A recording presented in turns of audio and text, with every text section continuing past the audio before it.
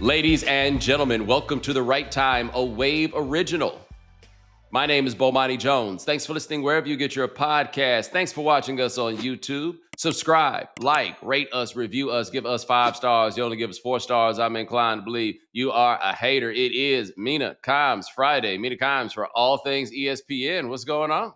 Hello. Wow. Have I co-opted Foxworth Friday today? Whoever gets on Friday still gets the presentation, even though it lacks the alliteration that makes it all, do the thing. You know what I'm saying? But can your listeners come up with a Mina name for me? I would appreciate that. All right. I am going to offer this opportunity from them, and I am going to cross my fingers that they don't embarrass me in front of my friends. Like this is a ask the kids. Okay, don't try to make no fool of me.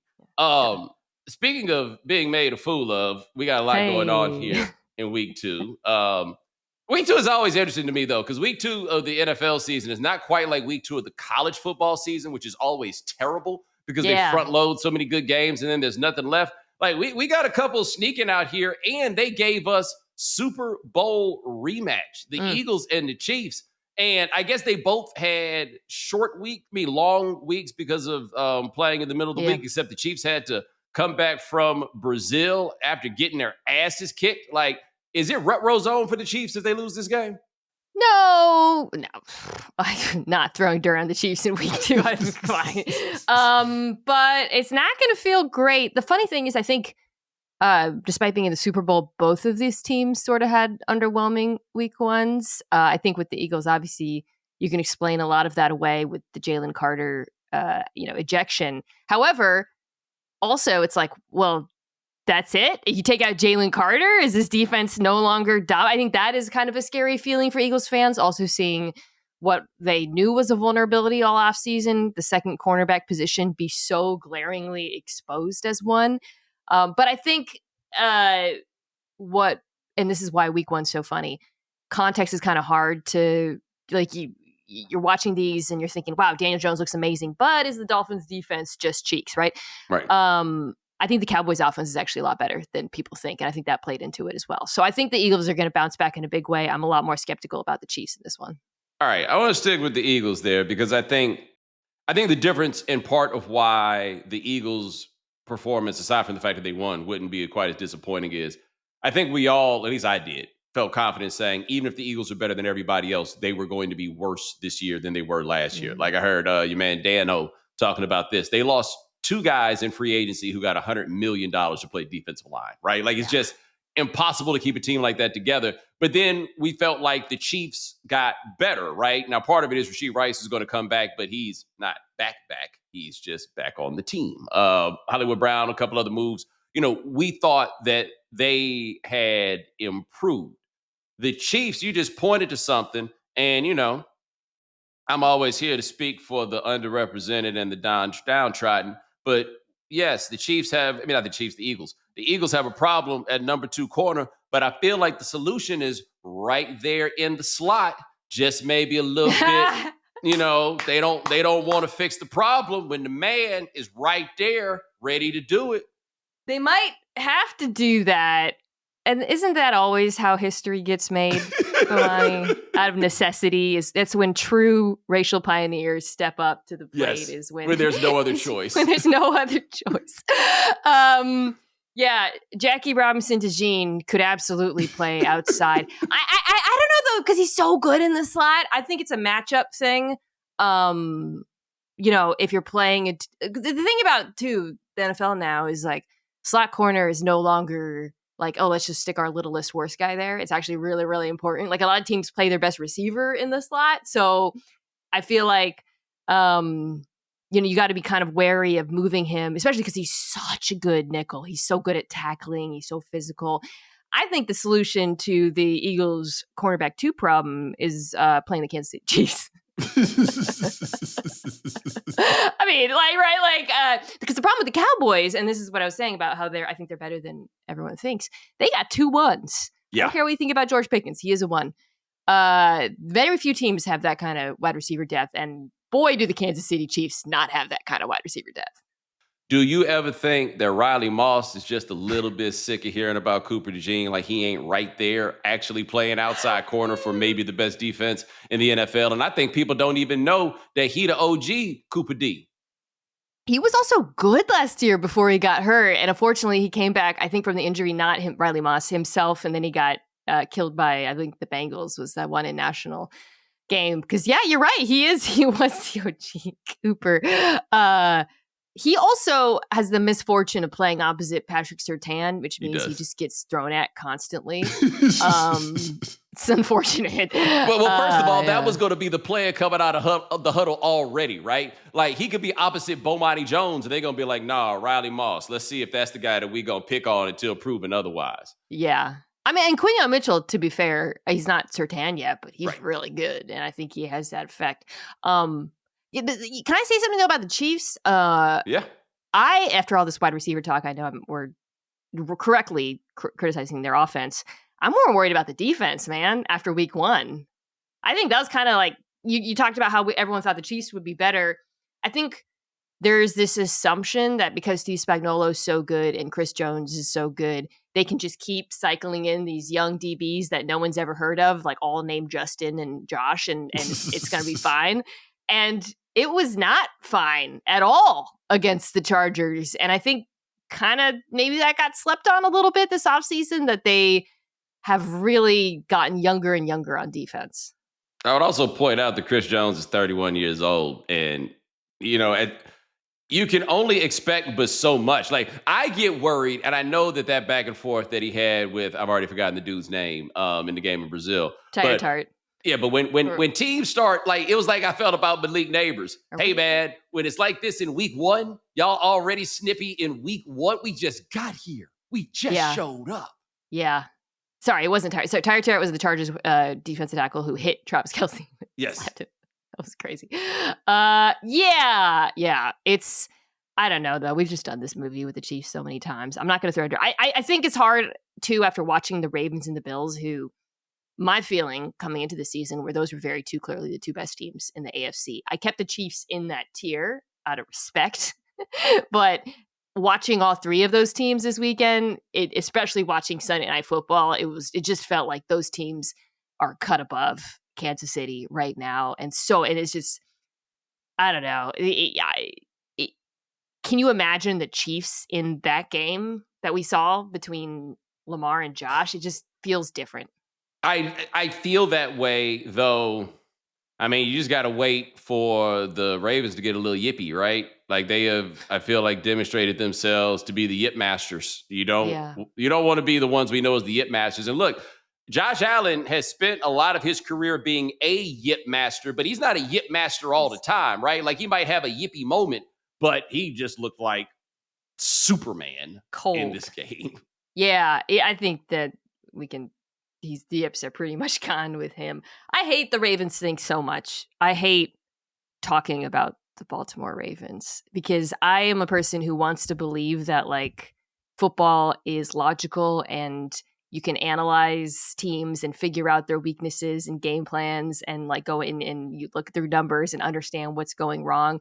And then you give me the Baltimore Ravens and I'm just like, I don't know what to do with this. I don't like as an analyst, you know what I mean? Like, yes. What do you do with this? A team that loses in weird, stupid ways, in big moments, different ways. I do not know what to do with this team. I just don't.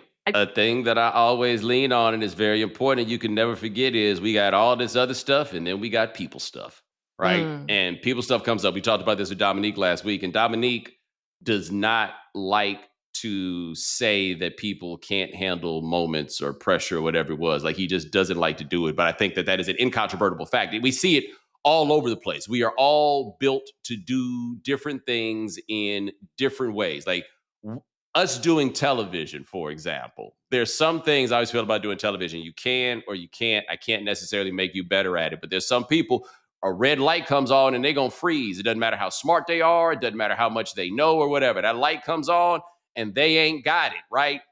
This happens on other spaces. This happens in sports where you get into your head and you start thinking so much about what it is that you have to do. And it is something that can be overcome. And by the way, to be seen as a champion, you don't have to overcome it all the time. You just need to pop up and do it once or twice. But the Ravens, I think it's generally speaking a top-down situation, and that is why I think it's just about time up for John Harbaugh, because Lamar ain't the only person this happens to. In fact, in the game in Buffalo last year, it happened to Lamar early. He pulled it together, and it was Mark Andrews that then wound up wetting his pants in front of everybody. If it's always somebody, we got to start looking at who's in charge.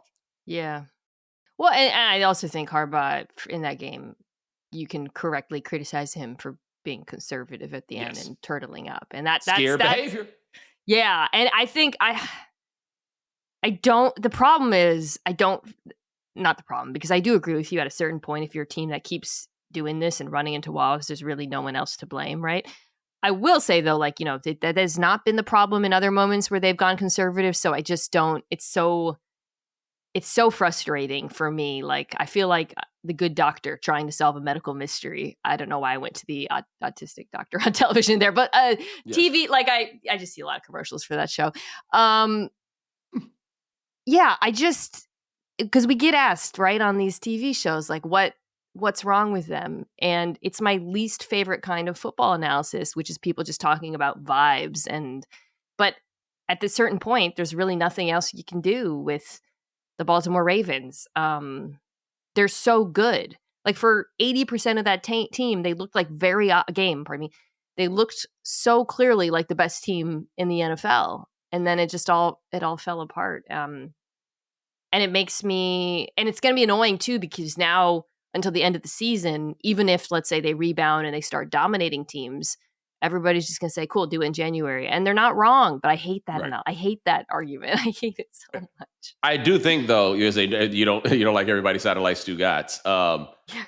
I do think, though, that if nothing else, looking at the box score of the game against Buffalo, and from watching it, but the box score kind of tells the story. And look, they were so effective on the ground that they didn't throw the ball that much. However, I think number 2 receiver is more of a discussion for them than we kind of give it credit for being. Like, it's what's left of DeAndre Hopkins is what you're kind of leaning on in this. You're also leaning on kind of whatever's left of Mark Andrews, right? Like, these are, I don't feel like these are things that are promised to you for the entirety of a season at this point. That is where I would worry. Yeah, well, how about the defense, though? I mean, that was because the offense really until the last 2 drives wasn't the issue. The lack of pass rush jumped out to me, and they've been so good at creating, like, ginning up a pass rush through scheme.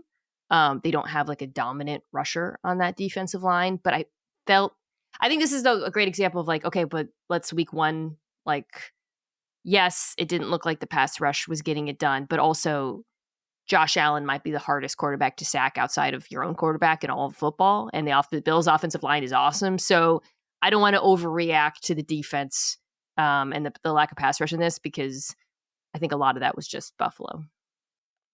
It's going to be interesting if Buffalo turns out to be that good, right? Because, dude, the defense is not good, though. I know. Like, they were good for the one drive where it mattered, but the whole game they were getting gashed. I know.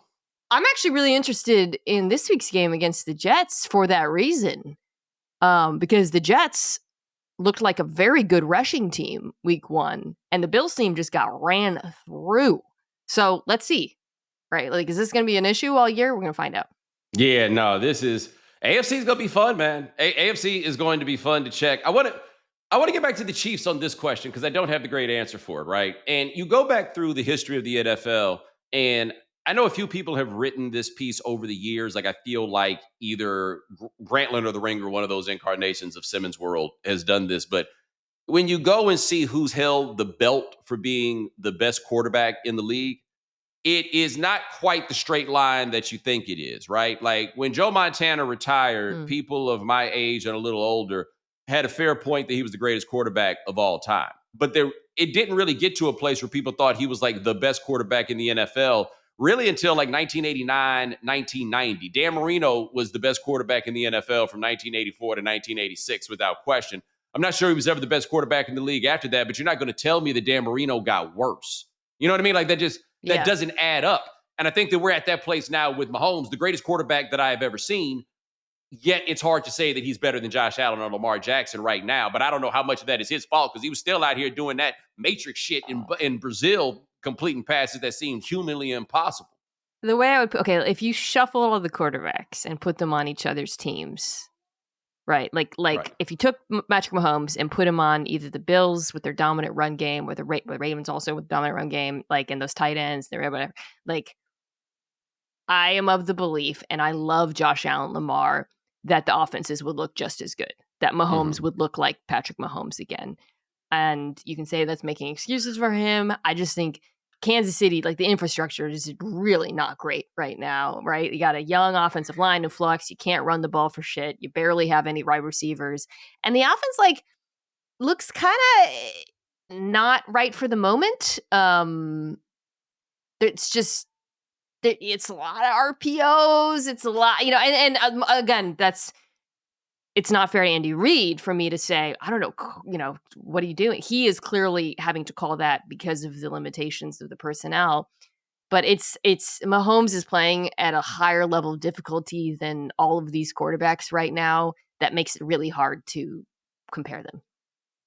Yeah, I think that is a fair characterization. I think we were talking about this earlier this week about Josh Allen. Part of what makes it amazing for him is because you need to send somebody with a big number to take him down. He does not have to play on time. He can be back there however long it takes. Like, I think teams have given up on that, like sending the fifth guy, because the fifth guy is not going to be big enough to take him down. So you send 4, you hope you get pressure, you drop 7, and he buys enough time that somebody's going to get open. I mean, him and Lamar, right? Like they do it in different ways, but the net effect is the same. They're both unsackable, and they both don't throw interceptions. Like, what do you do with that? What do you do with that? Yeah, I know we, like, last year it kind of turned into World War III in the football world because of the MVP thing, but like it was, and like we talked about this, I voted for Lamar. I just thought what he did last season was just insane. But there right now, I like that it's a hair. Like, if you could put him in either, or like they're just and yes, they're both in much better situations than Mahomes. Both play behind good offensive lines. Both have a lot. I think the scheme is also really good for both of them. But don't get it twisted. They are the suns of, that the galaxy orbits around, or whatever, like the solar system. Like, the reason guys are open, the reason teams are so afraid of the run, the reason teams play certain coverages is because of those two quarterbacks and what they can do with their legs. Right. Now, I want to switch gears a little bit, since we're talking about all world quarterbacks with all the talent in the world. Now we can talk about the San Francisco 49ers. I thought that was going to be Justin Fields. I was excited. I think that both of us agree that Brock Purdy is a starting NFL quarterback, right? Like, Yeah. I don't think we have to get too far into the hyperbole. He is a starting quarterback. It looks like he's going to be out for a while. He's got a bad shoulder, and he's got that turf toe. Turf toe, number 1 on the list, along with the hip pointer, things that hurt, or the bone bruise, things that hurt a lot more than they sound like when written on paper. Right? They called it a turf toe variant, which sounds like the worst thing. I don't even... That sounds like he caught it rather than he got it, right? like he just, like, I knew I should have worn my mask. Brock Purdy now has had quite a few big injuries. That's another thing. He plays for the 49ers. Like, apparently you need to have a lot in your, what they call an HSA, because you will be spending money on healthcare playing for that roster. So he's out 2 to 5 weeks. And you remember that time when the 49ers traded to move up in the draft? Oh, and yes. Everybody thought that they had given up the world so they could go take Mac Jones, because Chris Sims, who has Kyle Shanahan's initials tattooed on his body, said that that if they made that move, they would take Mac Jones, and everybody ate the cheese. Well, guess who's going to start for the 49ers this week at long last? Mac Jones. You know what this is like for Kyle Shanahan? When you have, like, someone you got a crush on in, I don't know, like high school, and you've just idealized it for so long because nothing ever happened. And then finally let's like a high school reunion, or maybe you're at home for Thanksgiving and you're at the bar and you see them, and there's just no way it can live up to your expectations. I feel like that's going to be Kyle Shanahan realizing who Mac Jones really is and the limitations of what he can do with him this week. Like, I at this point, he has to have given up on that dream? Because I don't know. Because think about this. We all had like Kirk Cousins as the Kyle Shanahan dream quarterback, but let us not forget that when Kirk Cousins actually played for Kyle Shanahan, he stunk, right? Like he held on to what it could be. Are you familiar with the comedian Robin Harris? No. All right, Robin Harris, he died now almost 40 years ago. But Robin Harris, or 30, more like 35. But anyway, Robin Harris had a routine that you probably couldn't really get away with, and I am going to paraphrase it. And he basically said he don't like having a good-looking woman. He said he like having an ugly woman. You can tell the ugly woman anything. He said you walk in and tell the ugly woman, "Hey, I'm going to the moon. I'll be back in a couple of days." And then you just say to him, "Will you be careful?" I feel like the Shanahan tree, that's how they are about quarterbacks. They don't want no star at quarterback because they be on their own time. They be doing stuff, whatever it is. They want them an ugly quarterback that do whatever they say. That is what they see when they see the Mac Joneses of the world and all these other guys. If you just do what I tell you, then everything will be okay, man. These stars, these stunners, they got a mind of their own. You know what I'm saying? That's not what they're going for. And now old plain Jane Mac Jones is finally walking in, and Kyle Shanahan is like, "Look, I don't know how exciting she is, but I bet dinner gonna be ready on time." That's what he thinks about to happen. Sorry, we gotta go on this tangent. When you see that, the equivalent of an age gap relationship, shall we say a looks gap relationship? Yes. Because I don't know what your algorithm's like. My algorithm shows me a lot of, I think it's because it's rage bait for people, a lot of age gaps both ways. Yes. And then they show me the man with the surprising women. Right. I see that. Maybe men see the reverse. I don't know. Do you see like the woman with the surprising man who? Yeah, look, all I ever think when I see such a thing. That's what I'm going to ask you. There is an explanation. Just neutral, like could be anything. I don't know necessarily what that explanation might be. You don't think, man, she's... It's on the board. It's on the board. What you are saying is yes, 100% on the board. Like, look, when this happens and there is a gap of sorts, the way this goes is dude, and I don't know how this goes is women, because I think with women, when it's a gap, you just assume the dude is really nice. Or rich. Yeah, the gap that we wind up with here is, or when the gap is present, you see the two of them together, or you meet them and they're together, and then she leaves, and then the dude hits you out of nowhere, man. Dog, I'm telling you, boy, she cool as hell. Or, boy, I'm telling you, boy, once that food ready, boy, we gonna eat. Like they're immediately like, I know,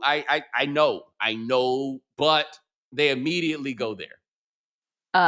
Or my brain was going somewhere else. I was thinking, I know, redacted. It's on the board. It's on the board. I'm just telling you what the fella says, because what else is on the board? You can't tell. You shouldn't tell your partners. Yeah. It's, but it is the assumption that everyone. Well, there's a few. Yeah. There's something special. There's something special here. It's crazy that our mind never goes to bring it back to Kyle Shanahan. That just must be his type, right? Like which is often the actual explanation. Yes. Usually, all right, we're just kidding. When this happens and it's someone you know, they got a history. Yes. It's not like 10, 10, 10, 4. Right. That is not the pattern. Right. For men and women. Right. That is fair. There's not usually like an absurd deviation from that. But our brains don't go to like that's just not how we process. The dinner analogy is probably the best one, for Shanahan, because they want someone, the Shanahan family, they want, like the guy sitting in the mech suit pushing buttons, right? And the transform, like they want someone to just execute the offense. The problem, Mac Jones ain't that dude, right? And Kirk Cousins, to his credit, was actually kind of that dude. Yes, but he's also going to give you a lot of lip and a lot of sass. He is sassy. He is. That is. Yeah. He's going to give you a lot of back talk, right?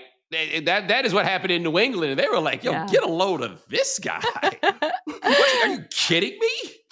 Yeah. I am not super optimistic. Also, Bo, because it would be one thing if this was the Niners All-Star team, right? of a couple years ago where everybody's healthy. It's Christian McCaffrey, it's Brandon Ayuk, it's George Kittle, the offensive line. It is a very diminished version of that he's going to have to make this work with. They are playing the Saints this weekend, so Right. that's going to help. But yeah, Slump buster. right, Saints are. I'm not optimistic. Also, yeah, I mean, so the Seahawks just played the Niners, and watching that, I am not saying Trent Williams is changed. But this is like year 17, yeah, right? he looks a little older out there, and he was kind of like the one thing holding this whole offensive line together, and so you start to get worried about that. Yeah, so How old as is we he? go into advertisements, I will say to you, Ryan, you are welcome. For Ryan said to me, thank you for landing that plane. We'll be back. Football is back, and so is your shot at big wins. With DraftKings Pick 6, the official daily fantasy partner of the NFL, your game day instincts can score you real money fast. Here's the play. Just pick more or less on 2 or more player stats, from breakout rookies to elite quarterbacks, and unlock the upside every snap brings. The better your calls, the bigger your payout. And here's the kickoff bonus. New DraftKings customers get $50 in bonus picks with just a $5 entry on your first pick set. This season, play your player instincts. Download the DraftKings Pick 6 app now and use code Bomani. That's code Bomani. Play just $5, get $50 in Pick 6 bonus picks. Make the call. Ride the upside. In partnership with DraftKings Pick 6. The crown is yours. Gambling problem? Call 1-800-GAMBLER. Help is available for problem gambling. Call 888-789-7777 or visit ccpg.org in Connecticut. Must be 18 plus. Age and eligibility restrictions vary by jurisdiction. Pick 6 not available everywhere, including New York and Ontario. Void where prohibited. 1 per new customer. Bonus award is non-withdrawable Pick 6 bonus picks that expire in 14 days. Limited offer. See terms at pick6.draftkings.com/promos. All right, we are back with Mina Kimes. As you know, I am a day one fan of the Detroit Lions. I have enjoyed the ride up until this point. The last time we talked about the Lions and I expressed to you my patience of Jared Goff, you told me that I've definitely become a different person. And you may be correct, because I was not feeling good on Sunday watching what happened there. My read on it is I didn't think the defense looked bad. But I thought it really all came down that they're not getting any push on the inside. Guards and center are not doing anything. And if they don't get that push, I don't see what they're supposed to do. And tell me why I shouldn't be terrified. If I had to give you one source of comfort, or I guess excuse, I think the Packers are those that team, right? Yeah. So I think that's a Super Bowl team right there. So, we're talking a little bit about how kind of week one can sway things either way when you don't recognize or when we don't really know who the best is at things.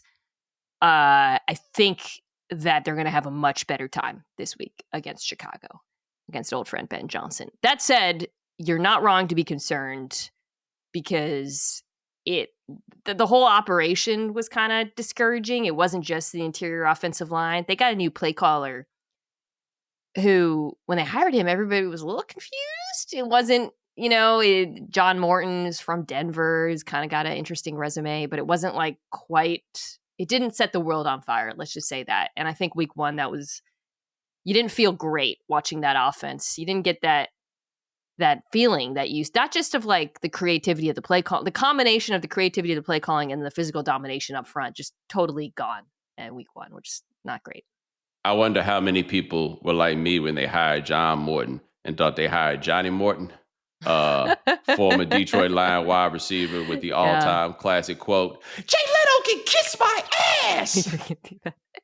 Yeah, I'll be honest, the guy wasn't on my radar at all. And the other thing, Bo, I know I keep alluding to the Jets and nobody wants to hear me talk about the Jets. They got their pass game coordinator, Tanner Engstrand, and that offense looked awesome week one. So you're talking about a brain drain, not only of Ben Johnson, but the pass game coordinator as well. And then you start to get a little bit worried, right? You're like, oh, maybe maybe they lost two guys. Right. Well, they lost Antoine Randall also, who went over with Ben Johnson. And I will say this, because I am okay with talking about the Jets, because it'll make my life better living in this city if the Jets and or Giants are good. It is definitely a significant quality of life improvement with the Knicks being good. I know. I saw your face. I understand. It would help, right? Justin Fields, who has, to me, the most damning problem that you can have, which is takes too long to throw the ball, did not take too long to throw the ball in this game, right? Like, that is a thing that people typically don't fix. He was not taking too long to throw the ball. Like, I was floored by how good he looked. This was like the biggest surprise of week one to me. And Fox and I talked about it, and he was better than Aaron Rodgers in the game. And I know they lost, and I feel like Rodgers got all the hype coming out of it. And Rodgers looked good too. I'm not going to say he didn't, but I thought Fields was exceptional. And maybe, I mean, he had games in Chicago where he was doing more like crazy explosive stuff with his legs, 60-yard runs, that kind of thing. But this is the best he's looked quarterbacking to me since coming into the league. Like you said, the ball was coming out fast. He was accurate. He was throwing over the middle of the field, which he never does. And then he ran a lot, which was something we didn't really see in Pittsburgh for some reason. But there was tons of designed runs and scrambles in this game. The whole rushing attack looked really good. So, yeah, I don't know, man. I think the Bills defense kind of might be a little bit cheeks. So I'm not going to overplay it, but it was pretty encouraging and kind of shocking. That whole game was shocking. It was like so entertaining. It really was. Like, it was a good game. And I want to say this right fast, now that you mention it, about the Bills defense. If the Bills defense is bad, boy, the Bills will be a lot of fun to watch this year. Like, if we're talking track meets, because look, Cincinnati should give us track meets, except it looked like they was running on one leg against the Browns, which shocked me. Because, I mean, I don't know how the Browns going to win no games this year. Like, there's no way. The Bengals, even if the plan is you're just going to be really good on offense and terrible on defense, but you might be able to get 9-8 or 10-7 out of that. The Browns, I don't see how they're supposed to get anything out of that. And they almost won that game. They should have won it. Yeah. If they had, can you imagine like the Bengals discourse this week? I mean, the Bengals discourse this week should be like suspicious, but I think like a lot of people didn't watch that game. Yeah, I mean, the Browns, the Saints, Titans, like I think it's already like pretty obvious who the get right teams are, and that was not a get right game at all for Cincinnati. I talked earlier about the Chiefs and them being in the tier. I mean, the Bengals, they aren't even sniffing that tier. I mean, they were supposed to come out. Yeah, they play the preseason. Everybody's healthy. We signed all the receivers. The offense was supposed to look. They were supposed to be, like you said, the 41-point team, and it just didn't look good at all to me. I was really underwhelmed by Cincinnati week one. Yeah, no, that one's looking like bad news, like terrible news. But on the other thing I have to ask you though about the Lions, and this is the part that I think I overlooked, and I think a lot of us overlooked, because it was like, cool, Aiden Hutchinson's going to come back. But when they had Aiden Hutchinson, they had pass rush issues. And I felt like in the game against Green Bay, they still had pass rush issues. I thought the Lions defense would be much better, honestly, than they looked. The Green Bay offensive line is not that great. I mean, they were stonewalling them. And you said it, like outside of Hutchinson, you don't really have anyone getting after the quarterback. The defensive tackles are hurt. But it was the whole theory about the Lions going into the season was that the offense, would take a step back, but that it would be mitigated by the defense being healthy and adding some talent. And that's just not what I saw week one at all. But again, I think the Packers are a wagon. I really do. So if that happens again this week against Chicago, and we know, talk about unloading the clip, like Ben Johnson is going to, everything he's got is going to go into this game. Then you start to panic. You think that the Vikings got a dude with McCarthy? I mean, because look, they won 14 games with Sam Darnold. Yeah. And I don't care what anybody says. He's exactly who he's been. JJ McCarthy, was, I mean, I don't know what you say about quarterback who was, good for 20% of the game, right? Mm-hmm. Like, on one hand, that is you have to say like, well, he really struggled in the beginning, but then on the other hand, this is like his first start. So I'm not leaping to conclusions either way. I think what you saw with Minnesota, though, at the end that is really encouraging is the run game looked really good at the end. And that's kind of when he settled down, and it's no coincidence because that was clearly their focus this offseason. Like, hey, we're going to fix the interior of the offensive line. They traded for Jordan Mason. I thought that was a sneaky underrated trade. And we know that JJ McCarthy, the kid who barely threw the ball in college, we want to give him a ground game that's better than the one we've had the last couple of years. Because you got these defenses, they play constantly shell coverage because of Justin Jefferson and Addison when he's out there. But they haven't really been able to punish them for doing so underneath. And this was a problem, by the way, with Sam Darnold near the end of the playoffs. Okay, cool. But, for first half of this game didn't look that great. And then you saw that come alive. I think that's going to continue. And I think with McCarthy too, like, he doesn't have to be great for this offense to work if that's happening. He just has to be competent. And he certainly looked like that at the end of the game. We'll see if it continues. Yeah, I thought he made throws that you feel good about the young dude making, right? Yeah. And to be not good the whole game and then maintain your composure at that point. I thought there was room for optimism in that performance, but of course, the obvious counterpoint is they were playing the Bears. The way that we had kind of framed this in our minds before we got here was kind of like who has more on the line with this. But I think my question really when it comes to the Bears, and we've talked about Caleb Williams a lot here though, is what do you need to see before, to keep everybody quiet? Because I don't think he needs to be the best quarterback in the division. I think that there were some measures of progress in the last game, but I did not find that performance to be particularly encouraging. I don't know. I'm not sure what exactly Johnson is going for. I'm not sure what they expect, but the clock is on him in a way that I'm not sure he recognizes. But I've been doing this long enough to know they coming for your neck, young man. Yeah. I have felt all offseason this Bears offense is going to take a second to look right. Because, they invest in I talked about Minnesota investing in the inside of the offensive line. I'm not a huge fan of DeAndre Swift as a back. The run game was such a big part of what Ben Johnson did in Detroit. I wasn't entirely convinced that it was going to look as good immediately in Chicago. And it looked awful, dude. They were really bad running the football week one. So I felt like there's going to take a second for if you're going to have to, if that's not working and you've got to evolve the offense and you're also accommodating Caleb's skill sets and he's learning a new system, it's going to take, everybody's learning a new offense. It's going to take some time. It was, I'm kind of torn because I thought week one, he had flashes of really good play, some really impressive throws, then obviously some egregious misses and some conservatism. I also think the Vikings defense is really good again, maybe better this year. They signed Javon Hargrave, Jonathan Allen, and Hargrave was killing them up front on the inside. So this is another one where week two is going to be a big barometer for him. Can he look better than he did week one against what seems to be clearly an inferior defense? And if not, it's going to be, the criticism is already loud, right? Because it was an island game and everybody watched. But I think I'm kind of waiting a couple weeks before I really start to panic. I think that makes sense. We wanted to ask you something about the Seahawks. Before we get to the Seahawks, though, we'll do something tangential off the Seahawks. Did you tear up just a little bit watching Geno out there dealing for another team? Tear up. I was pretty loud about not approving of that trade. So my desire to be right trumps my...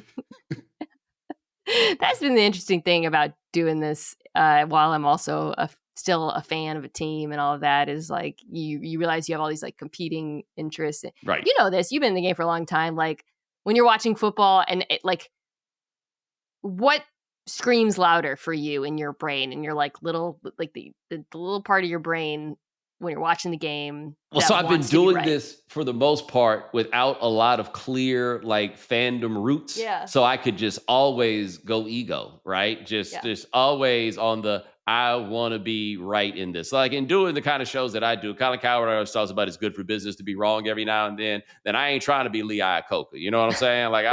I'm trying to get this shit right. If I don't, I don't. But I'm trying to nail this every single time, and I'm not trying to hear no guff from the public I don't Yeah. want that. I'm going for that generally. Now with my Lions, I want to be wrong about the things that I am seeing right now. And if I'm proven to be wrong, I will be incredibly thrilled. That's how I feel about the Seahawks at the moment, because like I said, I was really critical of the trade. I was very pessimistic about the offense. I'm not watching them, not convert third downs against the Niners and being like, yeah, I was right.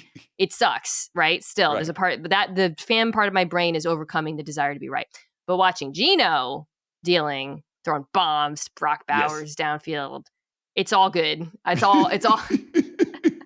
I've got too many shares of Geno Smith's stock, right now to enjoy to watch a dip and not feel like, ooh, Yeah, no, your thing that's going to be interesting to watch it, like running conflict with reality, especially now that it's happening on your own team, is that you came on this show and referred to yourself, and let me know if I get this incorrect, as a Sampathizer. I know. In reference to, but it's Sam Darnold. But so that was cool when he was the backup making $10 million.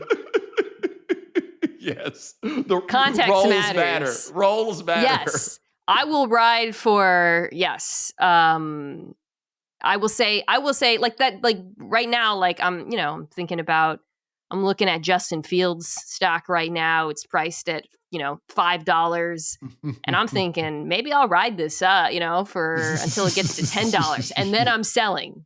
And that's how I was with Sam Darnold. To be clear, the argument was never, wow, this is a quarterback one, he's so underrated. It was, this is an undervalued stock. And I'm looking at Fields right now, and I'm thinking the same. Looking at me, I'm thinking, like, hey, maybe. Okay, so when you talk about like the value of being correct, this is where I could be a little bit of a radical about this being correct. And Sam Darnold is a great example. As we got farther and farther through last year, and people were talking about him using not like MVP. Anybody thought he was a real MVP candidate, but they was getting a little ahead of themselves. And then when he turned right back into Sam Darnold at the end of the year, boy, I was right here to tell everybody that I hit it right all along. Yeah. Like once the wheels came off for him, I was rooting for it to catch on fire. I don't know what that says about me, but I just wanted to know what it says about you. That hater. I was right. That's what it says about me. That you love. Is it more gratifying to be right about an underrated player being good? Yes. Or an overrated player being bad? Oh, it's the overrated player being bad. Because when you say an underrated player is good, people don't really get off in your grill about it in the same way as when you take the courageous stance to say, no, this is not as good as what you see it is, right? Like it's the Hannibal Buress meme. Why are you booing me? I'm right. Right. That's what it is. I'm different. I was a pretty big Jimmy Garoppolo critic for a long time, and maybe even the center of some minor controversies because of it. And when that train went off the tracks, I wasn't like celebrating. I mean, I did celebrate a little bit. I did it like the Seahawks. I did post like a couple gifs, like but I didn't feel. I'll be straight up. I didn't feel great about it in the same way that I feel great when like a draft take ends up being correct. Okay, I can see that. But like a positive one, I mean. Yeah. So you got to this side of the business a little late, but for what I'm about to bring up, I was forged in the trenches of Tebowmania. Yeah. I was, and so you have to remember, Tebow's rookie year is 2010. 2011 is when Tebowmania happens. I started doing Around the Horn in October of 2010. And this is the era where Woody Page is on Around the Horn just about every day and definitely every Monday. And he's coming off all these Broncos games. And I will never forget. Just wins. They played their first game against the Dolphins. And it was oh God, he was so bad. And then they won at the end because all the games went like that, right? And I remember I got on the call and it was Bob Ryan, Tim Kalishaw, and Woody Page. And they all soft pedaled it and it got to me. And I said to them what a player on the Dolphins told me after that game. this is the worst quarterback I've ever seen. Like, I couldn't believe that I was all alone in this, and gradually I would get some people. But then it was he just wins with a dollop of God is good. And so it just kept happening, and it kept happening. And I mean, you can go look at those clips of me on TV if they're available. I was not pretending to lose my mind. I was losing my shit every week. And then when they got their doors blown off at the end, and that was the worst part. They get their doors blown off in the regular season, don't nobody care. They end the regular season with 3 straight losses, nobody care. He got out there, had him damn 300 yards against the Steelers, and I'm just like, oh man, you got to be kidding me. And I never got a full season of him being cheeks. You know what I'm saying? Like, I never got that, and I wanted it so bad. I deserved it. I think it's important to point out here, though, that the reason why you became such a hater is not because of Tim Tebow himself, but because of your peers lying on him. That's what I mean? Like, that is the infuriating part. And it makes you feel crazy. It's like climate change denialism. You're just like, I feel insane. You feel like gaslit watching it. Yes. And God, this game, when the Shedeur Sanders, like, week 3, the great Shedeur Sanders preseason week 3 controversy erupted online. It was really like, everybody's like, wow, this is crazy. This has never happened in sports. And the Tebow thing was the first thing that came to my mind. Like, when a story just goes thermonuclear and breaks contained to the point where people who don't actually watch the game are weighing in with strong opinions. Like, Tebowmania felt like the movie Major League, except what if the coach wanted to win, obviously, right? But I contend they put Tebow in at the second half of the game against the Chargers, and I'm convinced that John Fox was like, well, he's going to be terrible, and now I'll finally shut these people up. But he got just enough done, and then he was stuck riding that ride for the rest of the year. And the only way they could get him out of there, they had to go get Peyton Manning. They couldn't just go get like a credible starting quarterback. They had to leave, and no doubt. Like John Elway, oh my God, I just can't imagine what it was like. The John Elway that wished he could have taken Cam Newton that year got stuck with Tim Tebow. What is the closest thing we've got right now in sports to where, like, a thing that makes you feel crazy? Like, is there anything? I don't think there's nothing like that. There's nothing like Tebow in football where it feels like everyone's being insane. No. There's nothing there. Like, I'm pretty strident where I stand on Jalen Hurts, but I understand the argument on the other side. You know what I mean? So like, it doesn't make me insane that people think that he is better than I think he is. There's got to be something in basketball that if I think about it like long and hard enough that I could get to. Some of the gonna tread here with caution. Some of the Bo Nix takes floating around this offseason. Okay. So here's the thing, right?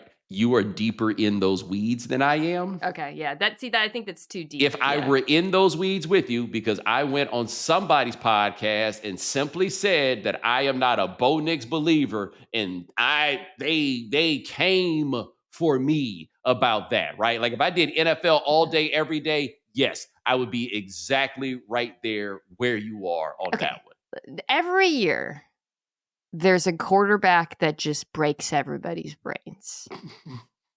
Where, like, the conversation around the quarterback, it's always a quarterback, stops being normal. Tebow is the most extreme version of that of the last, like, 20 years, I would argue. Probably ever, to be honest. Yes. But I felt Jimmy G was that for me, for sure. For like 2 years with San Francisco, where I felt crazy the way people were talking about it. Right. Trubisky was like this. I mean, Daniel Jones was like that.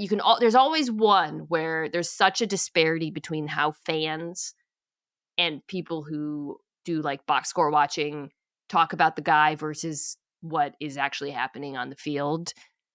It's too early to say who that guy is. Nix, it felt to me like this summer it was kind of becoming that quarterback. We'll see how that plays out, though. Jimmy Garoppolo was a divided. I don't know the right word, but like he was not good from a high noon marriage. You know what I mean? Like, it was driving me crazy in a way that it was driving you crazy, and I think Pablo was just enamored by the fact that, what was he like, all swarthy and everything, and the ladies So loved many him. people loved him. Yeah, a wedge. Ryan said he was a wedge. He put it as a wedge in our relationship, and people really did love him. They had a whole playoff game where they ain't throw the ball one time in the second half. Oh. And I was like, guys, I'm sorry. That is not simply a function of we're really good at running the ball. That's not what that means. The coach is telling you, I got a bum out here. Tua was this for that's right. the The Tua people. Tua every year. I'm telling you, Jimmy Garoppolo passed that torch to Tua. Who is Tua going to pass it to? Yeah, because I think we feel pretty settled right now on the Tua thing. It's when the Tua thing was happening too, and I got I just remember thinking I just went through this with. I can't do this again, where I'm fighting these people. I don't know who it is yet. Candidates, like I said, there's a few. Yeah, we got to start looking at young guys, right? We got to start scouting the next classes of these dudes. Like, hey, man, Baker Mayfield, fascinating career arc that Justin Fields is hoping to emulate, right? Except Baker Mayfield, at least, there was a time where we thought Baker Mayfield was good, and I don't think we were always holding out hope on Justin Fields, right? Like, we didn't get there. Baker Mayfield now is, I think, one of the mistakes that we make in talking about quarterbacks is in our verbiage, and not everybody has to be a franchise quarterback. Some people are starting quarterbacks. Yeah. And Baker Mayfield appears to be a very good starting quarterback. And that is not an insult, because starting quarterbacks are hard to find. But Josh Allen is a franchise quarterback. Lamar Jackson, Patrick Mahomes, those are starting quarterbacks. Joe Burrow looks to be a franchise. I mean, they're all franchise quarterbacks. Joe Burrow appears to be a franchise quarterback. Some guys are starting quarterbacks, and that's okay, right? He's a very good starting quarterback. And, I mean, the Falcons lost that game because Falcons lose games, but they still, good job winning, I guess. He didn't look. They struggled. I mean, he had made a couple of impressive throws, but yeah, I think your diagnosis is correct. It's the tier that I would put him in. I think it's usually a younger guy is the brain breaker. It's because usually fans attach themselves to usually it's a guy on a rookie contract. So I scouting a few out there. But yeah, the Broncos week 1. Whew, did you watch any of that? I did. Ooh, buddy. Ooh. I did. It was. Hey man, by the way, the brain breaker very soon will very clearly be Arch. I wonder, though, if they're getting that out of the way now. Some team is going to get him, though, and then there will be an army of fans who pick it up anew. Does he have... Wait, can I ask you that, though? Okay, so I'm not super tapped into college football internet. Yeah. I just watched the games. I actually felt... but it seemed like he doesn't have that strident hive. If anything... I actually felt like he had a lot more haters than I expected come out of the woodwork. Well, I mean, one, he plays for Texas, and I don't think any school has more other schools that hate them than Texas does. Yeah. And that's not a function of Texas, longstanding greatness. It's about geography. But, we start there, right? So he's playing for a longstanding underachieving program that a lot of people dislike. And the not beating out Quinn Ewers thing is also a discussion that then comes up. But the hype machine behind him felt so artificial coming into this year. And the things I heard people say on television, I'm like, you don't believe this. This isn't possible that you believe this. And it did him no favors. I mean, I ended up feeling bad for the kid. I just feel like he was put in a really shitty situation because of that, because of what you're describing. But I also felt like he didn't have, I don't know, when we're talking about the quarterback who breaks people's brains, they have to have a hive, right? That is true. They got to have a hive. There's no arching on. Right. Fair. But when he gets to the league, it'll be a little bit different. Yeah, right. NFL teams will whoever they just project. Quarterbacks are canvases on which people paint their psychoses. This is just. Well, also because whatever team he winds up with is not going to have another option that perhaps you can want. Generally speaking, a college football program may not have the guy ready to start right now, but you ain't just only going to have one. You know what I mean? You're probably going to have somebody else. And though once you get to the league, the Broncos need Bo Nix to be that guy. right? Yes. If he's not that guy, you're kind of fucked up for like 2 more years. Yes, that is such a good point of the difference between college football and the NFL, right? Because like if NFL or the college football, it's like, oh, fans will kind of by the end be like, all right, move it on. Who's next? Who's in the transfer portal? You're right. With college football, or with the NFL, pardon me, a lot of this craziness around these quarterbacks that we're talking about, the polarizing guys, is driven by the fact that the teams need him to be good. It's why, like, you know, a guy like Fields and Darnold or whatever, Geno in Vegas, I don't think those fan bases will ever do that because they don't feel like that level of financial investment where it's like, okay, we can move on if he's not that good. So you're right. There's like a sunk cost thing that's like, so drives it too. Fields is an interesting example because I did feel that there was a measure of this when he was with Chicago. And what happened with him in Chicago, people need to realize that the city of Chicago is home territory for 2 sets of things. One of them is Chicago professional sports. The other is the Big Ten. And so what that means is if you live in Chicago and you're a Big Ten fan, he either played for Ohio State or he destroyed you.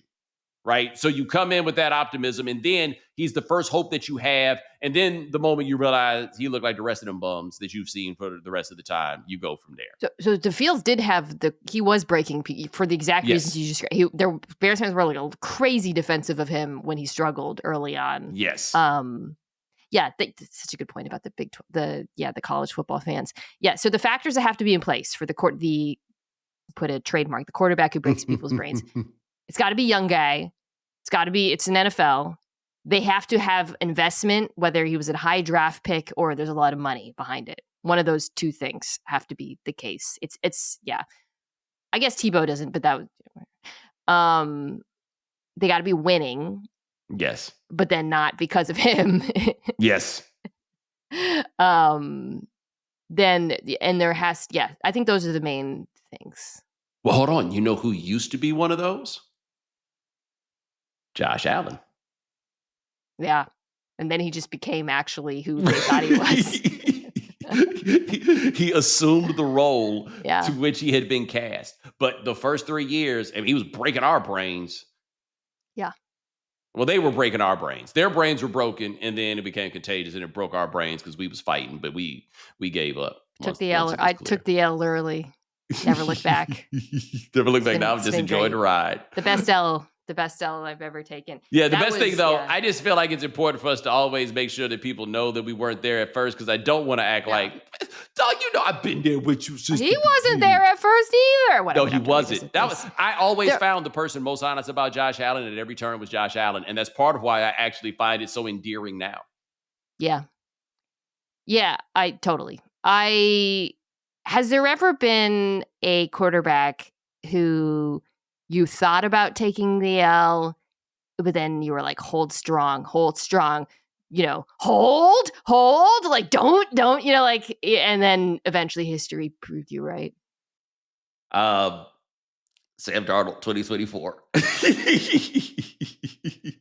I got to think about that, though. Because I think that's how briefly broke me. Yeah. I didn't say like, oh, you're right, guys, he's better than Herbert. Because that was always about him and Herbert, right? That was, there were people who were really pounding that Tua was better than Herbert because it was the same draft and all that. And I never did that. But there were moments where I think I was more, I just kind of like, I didn't take the L per se, but I rolled over a little bit in retrospect. Oh, Carson Wentz. It's a good one. Carson Wentz, he made it tricky, and then it turned out to be what it was. I imagine somebody's still holding out about Kyler Murray. He just keep riding along at that ambiguous purgatory of bustdom level. Somebody's going to be there with Trevor Lawrence. I think that offense is actually going to be pretty good, though, watching them. Yeah. Next time you're on, we'll have to talk. It'll be another stage of the Travis Hunter experiment, because I don't know what anybody's doing over there. Just play one. Just whatever. They trying to reinvent the wheel. That's you and I are on the same page. Deontay Lee, do you know Deontay? Have you ever had him on? He's great. Mm-hmm. I have not had him on. Good to know. He had a comp that kind of briefly like broke my brain a little bit, where he was watching Caleb and said Caleb has a lot of Trevor Lawrence in him. that made me kind of sit still for a second and with that thought in my head and think about it. I'd never thought about those two quarterbacks, but it definitely struck a chord with me. I think that is a good time for me to tell you guys that is Mina Kimes. You can check her out on the Mina Kimes Show featuring Lenny.